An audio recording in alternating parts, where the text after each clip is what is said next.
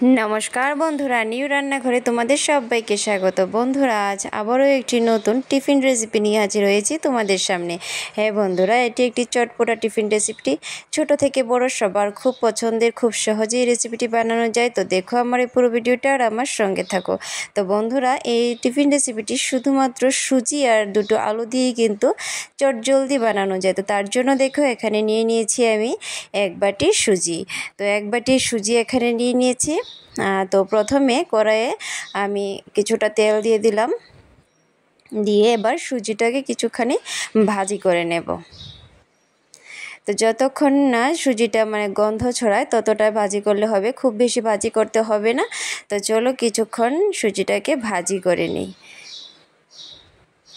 বন্ধুরা এই রেসিপিটি খুব সহজেই কিন্তু খুব চটজলদি টিফিন বানানোর প্রয়োজন হলে বা বাচ্চাদের স্কুলের সময় তোমরা চটজলদি বানিয়ে দিতে পারো।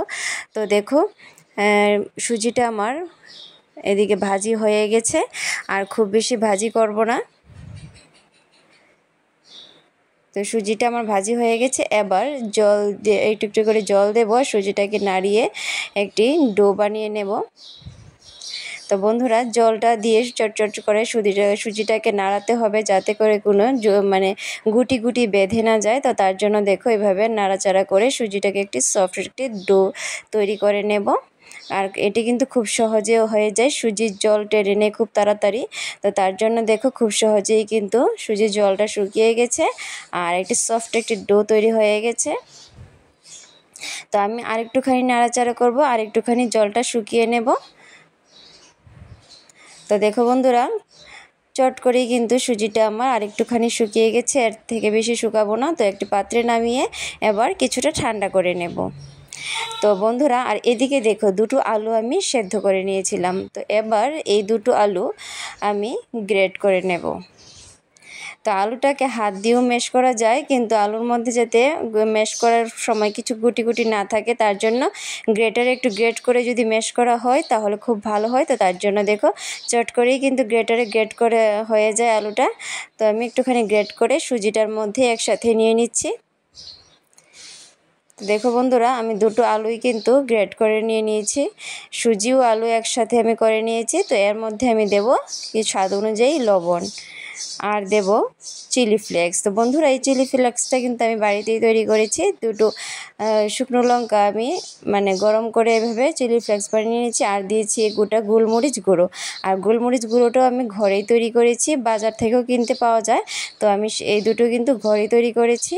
তো এবার এই সমস্ত উপকরণগুলো খুব ভালো করে মেখে নেব। বন্ধুরা যদি তোমাদের হাতের কাছে ধনেপাতা থাকে ধনেপাতাও দিতে পারো, তো আমার কাছে নেই, দিলাম না। তো আমি এই সমস্ত উপকরণগুলোই মেখে নেব। তো এই কথা বলতে বলতে দেখো খুব সুন্দর করে কিন্তু মাখা হয়ে গেছে, আর মাখাটা কিন্তু অবশ্যই খুব ভালো করে মাখতে হবে।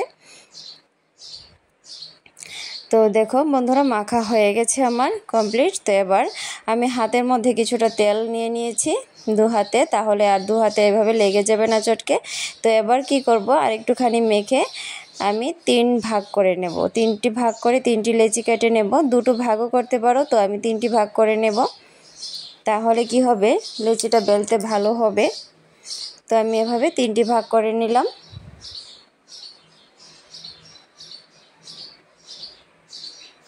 তো আমি 3টি ভাগ করে নিলাম, নিয়ে একটি ভাগ নিয়ে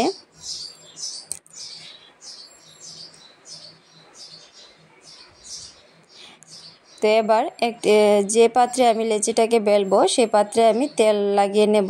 আর তেল অবশ্যই লাগাতে হবে, না হলে ভালো হবে না। তো একটি ভাগ নিয়ে এবার আরেকটুখানি হাতের সাহায্যে মেখে গোল করে নেব।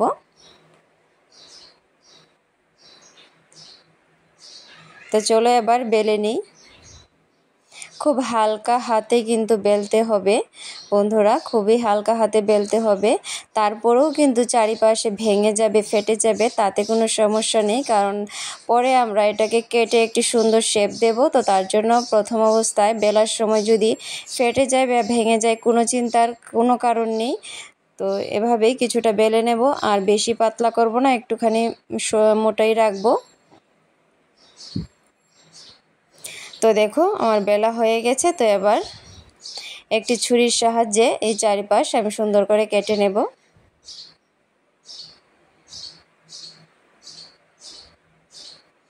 আর বন্ধুরা এই চারপাশ যে কেটে নিচ্ছি সেটা কিন্তু ফেলা যাবে না, সেটাকে আবারও গোল করে এভাবে বেলা যাবে, বেলে আবারও বানানো যাবে। তো চলো চারপাশটা প্রথমে আমি সেগুলোকে তুলে নিই। তো নিয়ে আমি আবারও কিন্তু গোল করে সেটাকে বানিয়ে নেব, এটা কিন্তু এক ফুটও ফালানো যাবে। তো এবার কেটে সুন্দর করে শেপটা দিয়ে নেব। তো দেখো বন্ধুরা, এইভাবে কেটে কেটে আমি সুন্দর সিম্পল একটি শেপ দিলাম। খুবই সিম্পল, এভাবে কেটে নিলেই হবে। আবার মানে খুবই সিম্পল কিন্তু দেখতেও সুন্দর। তো চলো এভাবে আমি সমস্ত টিফিনগুলো বানিয়ে নিই। আর বন্ধুরা খুব সহজেই কিন্তু খুব অল্প সময়ের মধ্যে টিফিনটা বানানো যায়। আর ছোট থেকে বড় সবাই কিন্তু মানে ভীষণ মজা করে খায়। বাচ্চারা অনেক সময় টিফিন নিতে মানে টিফিন খেতে পছন্দ করে না স্কুলে নিয়ে, কিন্তু এই টিফিনটা বানিয়ে দিলে অবশ্যই চেটেপুটে খাবে। তোমরা অবশ্যই বাড়িতে ট্রাই করো। তো দেখো খুব সহজে খুব ইজিলি মানে খুব তাড়াতাড়ি যদি কোনো টিফিন বানানোর প্রয়োজন হয় এই রেসিপিটা অবশ্যই ট্রাই করতে পারো। আর সবাই কিন্তু খুব পছন্দও করে। তো দেখো বন্ধুরা, এভাবে সমস্ত টিফিনটা আমি বানিয়ে নিলাম। তো দেখো সমস্ত টিফিন আমি এভাবেই বানিয়ে নেব। তো আমার টিফিন বানানো হয়ে গেছে। তো এবার তো দেখো কড়াইয়ে আমি সাদা তেল দিয়ে দিলাম, তেলটা গরম হয়ে গেছে। এবার টিফিনগুলো আমি ভাজি করে নেব।